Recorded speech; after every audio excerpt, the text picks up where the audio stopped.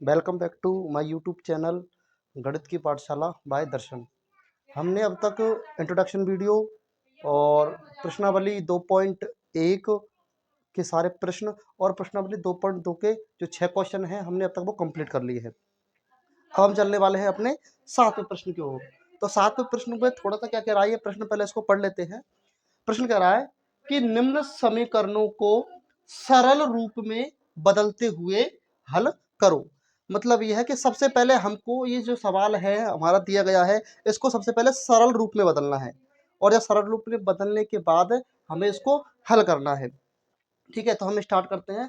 तो सरल रूप में बदलने के लिए सबसे पहले हमने देखेंगे कि यहाँ पे कोष्टक में t-3 लिखा हुआ है और बाहर t3 लिखा हुआ है। ठीक है, यहाँ पर बराबर में बाहर 5 लिखा हुआ है, कोष्टक में लिखा हुआ है 2t+1। हमने ऐसे प्रश्न किए भी है। तो यहाँ पे सबसे पहले हमको ये सरल करना है, समीकरण सरल करना है ये, उसके बाद में हल करना है। ठीक है, तो सबसे पहले देखो 3 है बाहर और अंदर है कोष्टक के t-3। इसका मतलब यह है कि 3 और ये इस कोष्टक के बीच में कुछ निशान नहीं है, तो हमको किसका मान के चलना है, गुने का निशान मान के चलना है। ठीक है, तो 3 का गुना करेंगे हम t से, तो 3 का गुना t से करेंगे क्या आएगा हमारे पास में 3t आ जाएगा, 3t। अब देखो ये 3 किसका है, प्लस का, तो प्लस इंटू माइनस, प्लस का गुना माइनस की संख्या से करेंगे क्या आएगा, माइनस आएगा। ठीक है, 3 का गुना करेंगे 3 से 3 9, तो ये आ गया 9 बराबर। फिर यहाँ पर 5 का गुना करेंगे दो टी से, तो क्या जाएगा 5 दूनी 10, तो आ जाएगा हमारे पास में 10t। ठीक, फिर 5 इंटू 1 क्या आएगा, प्लस इंटू प्लस क्या आएगा प्लस, 5 का गुना करेंगे 1 से 5 एकम 5। यहां तक समझ में आया, ये हमने समीकरण जो है वो सरल कर दिया। ठीक है, अब आगे क्या प्रोसेस है, तो आगे मैंने आपको बताया कि हमको हमेशा चर पद का मान निकालना होता है, और जब चर पद का मान निकालेंगे तो वो कहाँ आएगा, बराबर के हमेशा इधर की साइड आएगा। ठीक है, बराबर के हमेशा इधर की साइड आएगा, जितने भी चर पद है हमारे सारे वो उधर जाएंगे और जितने भी अचर पद है वो सभी इधर आएंगे। ठीक है, तो 3t पहले से अपनी जगह पर है, तो 3t तो अपनी जगह पर ही रहेगा। ठीक है, मैं 10t को इधर से इधर ला रहा हूँ, बराबर के इधर ला रहा हूँ, तो 10 इधर प्लस में है, तो इधर आके क्या होगा, इसका चिन्ह परिवर्तन हो जाएगा सर, इधर प्लस में है, इधर आके हो जाएगा माइनस में, तो माइनस के 10t बराबर 5। यहाँ पहले से ये प्लस का है, तो प्लस का निशान लगाए या ना लगाए वो संख्या किसकी मानी जाएगी हमसे बेटा, प्लस की मानी जाएगी। ठीक है, तो प्लस का 5, फिर ये माइनस का 9 है, इधर माइनस का है, इधर से इधर लेके आऊंगा किसका हो जाएगा, ये प्लस का हो जाएगा सर, तो प्लस के 9। अब 3t प्लस का, 10t माइनस का, तो 10 बड़ा या 3 बड़ा, अब 10 बड़ा, 10 के चिन्ह किसका है, माइनस का, तो माइनस में उत्तर आएगा। 10 में से 3 गए कितने बचेंगे, 3, वो 7 बचेंगे, तो 7t माइनस के 7t बराबर 9 और 5, 9 और 5 और 14, 9 और 1 10 और 4 14, तो ये हो गए 14, है ना। अब -7 और t के बीच में कुछ निशान नहीं है, एक हमारा अचर पद है और एक है हमारा चर, एक अचर है और एक चर है, इनके बीच में कुछ निशान नहीं होता, किसका निशान मानते हैं हम, गुने का निशान मानते हैं। ठीक है, तो इनके बीच में गुने का निशान लगा हुआ है, तो t का मान निकालेंगे हम, तो t बराबर 14 अपनी जगह पर रहेगा। ये माइनस के 7 है, इधर से इधर आएंगे, तो इधर गुने में है, इधर आके किस में जाएगा, भाग में, भाग में आके माइनस के 7। अब आपके दिमाग में चल रहा होगा सर आपने यहाँ पर ये चिन्ह क्यों नहीं चेंज किया, तो बेटा यहाँ पर हम इसको गुने से लेकर के आए थे इधर, ठीक है, ना कि माइनस प्लस से लेकर आए थे, इसलिए ये जो चिन्ह है उसके साथ में उठ करके ये इधर को आने वाला। ठीक है, अब 7 का भाग देंगे हम 14 में, तो टी का मान आ जाएगा हमारे पास में 7 दूनी 14, कितना आ जाएगा 2, 2 किसका आएगा, माइनस का, क्योंकि ऊपर माइनस नहीं है नीचे माइनस है, और माइनस भाग प्लस क्या होगा, माइनस होगा, तो टी बराबर -2, ये हमारा आंसर। ठीक, कॉपी में उतार लो। तो अब चलते हैं हम अपने 8वें प्रश्न की ओर। 8वां प्रश्न के क्या है, देखो यहाँ पे 15 है, कोष्टक y-4, फिर माइनस का 2, कोष्टक y-9, फिर प्लस का 5, फिर कोष्टक में है y+6 बराबर 0 है, इधर कुछ नहीं है। ठीक है, 15 वही चीज करने वाले हैं हम जो हमने 7वें प्रश्न में की थी। ठीक है, तो 15 का जो गुना होगा वो y से भी होगा और -4 से भी होगा। यहाँ पर -2 का गुना है वो y से भी होगा और -9 से भी होगा। प्लस के 5 का गुना है वो y से भी होगा और 6 से भी होगा। तो यहाँ पे हम सबसे पहले करेंगे 15 का गुना करेंगे y से, तो ये भी प्लस का है और y भी प्लस का है, तो 15 का गुना करेंगे y से, कितना आ जाएगा हमारे पास में 15y आ जाएगा, तो ये हो गया हमारे पास में 15y। फिर 15 प्लस का है तो प्लस इंटू माइनस क्या आ जाएगा हमारे पास में माइनस, 15 का गुना करेंगे 4 से, 15 कम 15, 15 दूनी 30, 15 3 45, 15 चौको 60, तो ये हमारे पास में हो गए 60, माइनस के 60, ठीक है। फिर माइनस इंटू प्लस क्या होगा बेटा, माइनस होगा। 2 का गुना करेंगे 22 से, कितना आएगा हमारे पास में, 2 ही तो आएगा, ठीक है। फिर माइनस 2 का गुना करेंगे माइनस से, तो माइनस इंटू माइनस करेंगे क्या हो जाएगा हमारे पास में, प्लस हो जाएगा, ठीक है। 2 का गुना करेंगे 9 से, तो 2 नाम 18, तो ये आगे हमारे पास में 18। फिर प्लस इंटू प्लस क्या आएगा, प्लस। 5 का गुना करेंगे y से क्या आएगा, 5y। फिर प्लस इंटू प्लस क्या आएगा, प्लस। 5 का गुना करेंगे 6 से, तो 6 पंजे 30, तो ये हमारे पास में होगा 6 पंजे 30, बराबर में क्या हमारे पास में 0। अब देखो यहाँ पर जितने भी चर पद हैं, ये 15y, ये 2y और ये 5y। 15y प्लस का है और 5y भी किसका है, प्लस का, जबकि 2y किसका है, माइनस का। तो सबसे पहले हम 15y और 5y को जोड़ लेते हैं। 15y और 5y कितने y हो गए, 20y, ठीक है। कितने हो गए, 20y। तो इनको मैं जोड़ लेता हूँ सबसे पहले 20y, फिर माइनस के 2y है तो माइनस के 2y, इसको एक ही लिख देता हूं मैं। फिर यहाँ देखो 18 प्लस का है और 30 भी प्लस का है, तो 30 और 18, तो 30 और 10 40, 40 और 48, तो ये हो गए प्लस के कितने 48, और माइनस के कितने हैं, ये माइनस के 60 है, बराबर में कितने हैं 0, ठीक है। ये मैंने अभी चाहता तो मैं यहीं पे कर देता कैलकुलेशन, लेकिन मैंने यहाँ पे इसलिए नहीं की क्योंकि आपको फिर आप कंफ्यूज हो जाते कि कैसे कैसे किया सर ने, तो इसलिए मैंने एक स्टेप करके चल रहा हूँ, ठीक है। अब ये 20y प्लस का है, ये 2y माइनस का है, तो 20y बड़ा होता है, 2y बड़ा होता है, 20y बड़ा होता है, तो 20y में से 2y गए, कितने y बचेंगे सर, 18y बचेंगे। तो यहाँ पर बच गए हमारे पास में 18y, ठीक है। अब ये प्लस का 48 है और माइनस का 60 है, तो माइनस का बड़ा फिर प्लस का बड़ा, सर माइनस का बड़ा, तो माइनस और 60, तो 60 में से 48 गए, 60 में से 48 गए, 10 में से 8 गए, कितने बचेंगे 2, 5, 6 में से 5 गए, बचेंगे कितने, एक, कितने बचे 12, तो 12 किसके बचेंगे, माइनस के 12 बचेंगे, माइनस के 12 बराबर 0, बराबर 0, ठीक है। अब क्या करना हमको, जितने भी अपन के अचर पद हैं उन सबको उधर लेके आना है और जो चर पद है उनको इधर रखना है। तो -12 है, इसको मैं इधर लेके जाऊंगा, पक्षांतरण करूंगा जब, पक्षांतरण करने पर क्या होगा, 18y अपनी जगह पर रह जाएगा, और जो माइनस के 12 ये इधर से उठकर इधर आ जाएंगे, इधर से इधर आएंगे, किसको हो जाएंगे, प्लस के 12, ठीक है। ओके, अब 18 और y के बीच में क्या है, गुने का निशान, तो हम y का मान निकालेंगे तो क्या होगा 12, ये बटे में आ जाएगा 18, यहाँ पर 18। अब कोई पहाड़ा है क्या जिसका पहाड़ा पूर्व पूर्व जाए, है ना, तो 6 कम 6, 6 दूनी 12, 6 तिया 18, तो 6 दूनी 12 और 6 तिया 18, 2/3, तो y का मान जो आया वो हमारे पास में कितना आया बेटा, 2/3, ठीक है। समझ में आया, अगर समझ में नहीं आया तो थोड़ा सा वीडियो को पीछे लेके जाएं और फिर दोबारा से वीडियो को चला करके देखें, सब कुछ समझ में आने वाला है, ठीक है। अब उतार लो,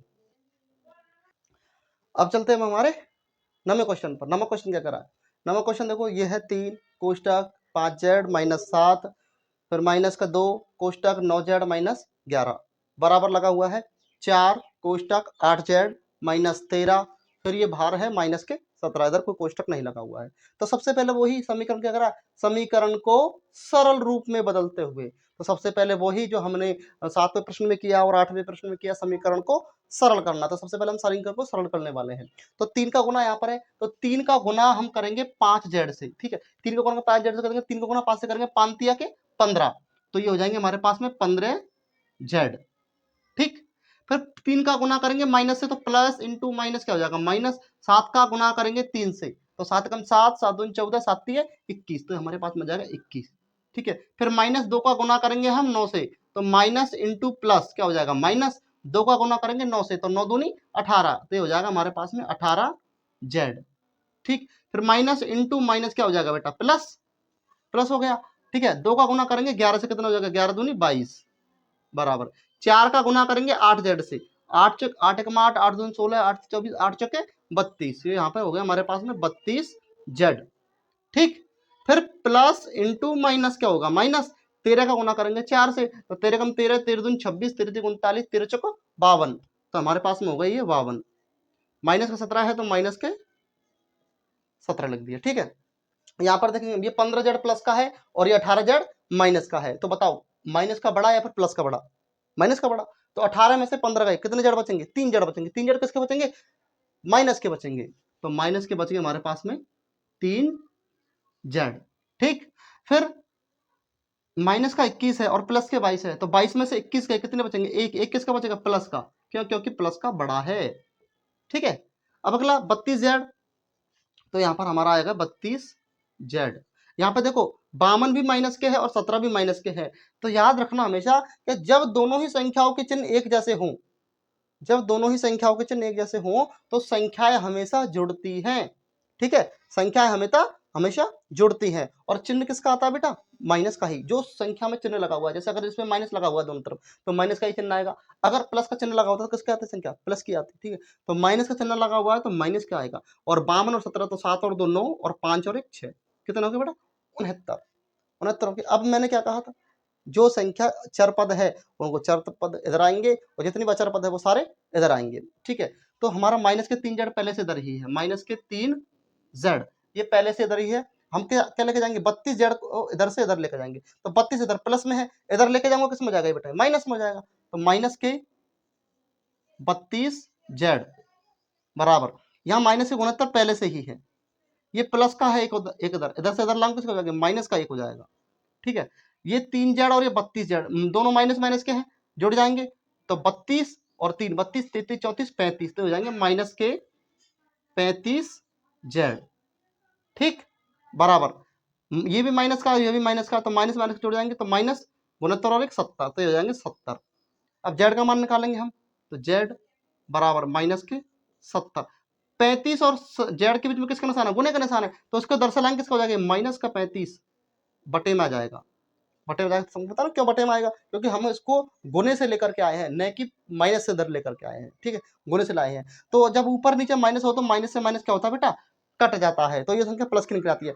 35 का भाग देंगे 70 में, 35 से कम 35, 35 दूनी 70, कितनी बार गया बेटा? 2 बार गया सर, 2 बार गया। तो जेड का मान कितना निकल के आ गया हमारे पास में? जेड का मान निकल के आ गया सर 2। ठीक है, यही हमारा हो जाएगा आंसर। समझ में आया? तो अपनी नोटबुक में उतार लो, और अगर किसी को समझ में नहीं आया है तो वो वीडियो को दोबारा से फिर पीछे ले थोड़ा सा और फिर दोबारा चेक करके देखें। ठीक है, बिल्कुल सबको समझ में आएगा। तो ये है हमारा 10वां प्रश्न। और 10वां प्रश्न करते हैं हम। 10वें प्रश्न को बड़ा थोड़ा ध्यान से देखना। ठीक है, क्यों? क्योंकि सर ये पॉइंट वाला है। क्या है ये? पॉइंट वाला। तो कई बच्चों को दिक्कत आती है कि सर पॉइंट के हमसे गुना नहीं होते हैं, या फिर पॉइंट की संख्या हमसे जुड़ती नहीं है, घटती नहीं है। तो बेटा यहाँ पर जो जो चीजें अपन गुना करके देखेंगे कि कैसे गुना करते हैं पॉइंट वाली संख्याओं का। ठीक है, तो यहाँ पर है हमारे पास में 0 दशमलव, इस पॉइंट बोलते हैं ना अपन, इसको बोलते हैं अपन दशमलव। ठीक है, तो 0.25। इसको बोलने का सही तरीका पता क्या है? इसको बोलते हैं हम एक एक वर्ड करके। जैसे इधर पॉइंट से इधर संख्या होती है उनको तो हम पूरा एक साथ में बोल देते हैं। जैसे 429 लिखा होता है, 429, 239, 25, 26 ऐसे बोलते हैं। लेकिन जो पॉइंट के बाद में जो संख्या होती है उनको हम एक एक अंक करके बोलते हैं। ठीक है, जैसे 0 लिख रही है ये, तो 0.25, इसको 25 नहीं बोलते। बोलने की अगर एक्ट में अगर अपन बात करें, क्योंकि अपन मैथ्स स्टूडेंट्स हैं तो उस हिसाब से अपन बात करेंगे, तो 0.25। ठीक है, ऐसे नहीं बोलेंगे इसको 25, लेकिन हम अपनी आम भाषा में इसको 25 बोल देते हैं, चलता है हमारे पास में। ठीक है, तो चल करते हैं हम। तो ये है 0.25, इसका गुना करेंगे हम कितने से? 4 से। तो करके देखते हैं। अब करेंगे कैसे? तो सबसे पहले तुमको एफ को सोचो। तुम लिखो सीधा 0.25 है ये। ठीक है, इसका गुना करना है तुम्हें कितने से? 4 से करना है। कितने से करना? 4 से। ठीक, तो यहाँ पर ये भूल जाओगे, यहाँ पे पॉइंट भी लगा हुआ है।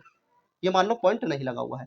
तो 4 का गुना हो रहा 5 से, 4 पंजे 20, 20 की 0, हासिल लग गई 2। नॉर्मल से गुना कर लो पहले। 4 का गुना करेंगे 2 से, 4 कम 4, 4 दूनी 8, 8 और 2 10, तो ये हो गया 10। अब याद करो पॉइंट को। पॉइंट सर यहाँ लगा हुआ था, मतलब दो संख्याएं छोड़कर पॉइंट लगा हुआ था। तो हम दो संख्या छोड़ेंगे, 1 और 1 2, और ये दशमलव लग गया यहाँ पर।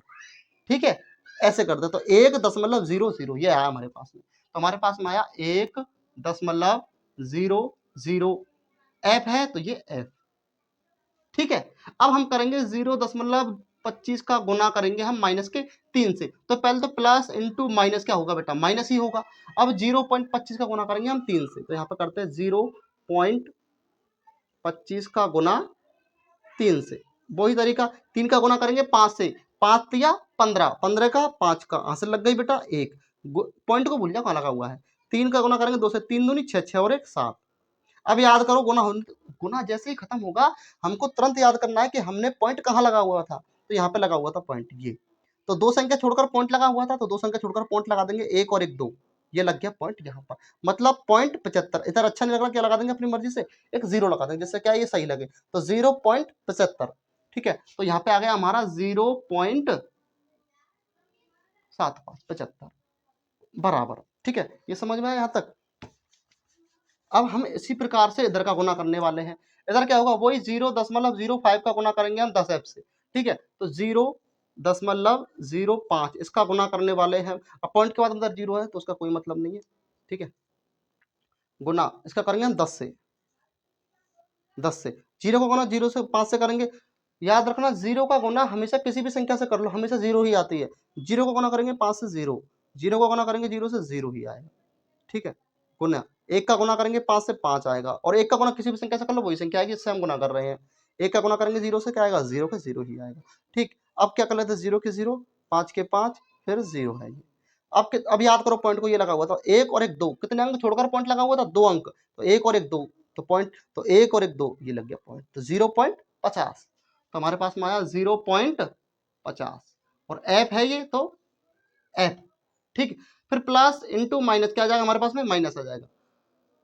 माइनस आ गया, 9 का गुना करेंगे 0.05 से, तो 0.05 से गुना करेंगे हम 9 का। मैंने क्या कहा था, गुना करते समय पॉइंट को भूल जाओ, तो भूल गए हम। ठीक है, कि यहाँ पर लगा हुआ था, पॉइंट के बाद में 0 थी तो उसका कोई मतलब ही नहीं होता।